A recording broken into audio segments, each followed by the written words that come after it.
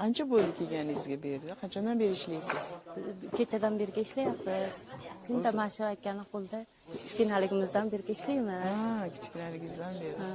Qiyin emasmi ish? Sovuq emasmi? Yo'q, endi iloji yo'q. Chidab ishlaymiz. Bolalarimizni boqish kerak, boshqa qilish kerak. Shu uyda ukamlar bor endi, ularning qo'liga qarab qolmaslik kerak. Ham ishlashimiz kerak. Nechta farzandingiz bor? 2 farzandim bor. Onangiznikida yashaysiz? Onamnikida. Turmush o'rtog'ingiz yordam beradimi? Yo'q, bermadi. Hech alimentga bermadingizmi? Alimentga berdim, 300 ming beradi xolos, oshib bermaydi. Oyiga. Ikkita bolangiz uchun. 2 bolamga. U endi yetmaydi albatta. U yetmaydi. Kichkinami bolalaringiz? Bittam 7-sinfda o'qiydi, kattam, kichkinam 5 yosh. Aha. Bu yerda topgan pulingizni ro'zg'orga yetkaza olasizmi? Kuniga 80 ming, 100 ming atrofida olasiz-a? Barakasini bersa yetkazdiramiz.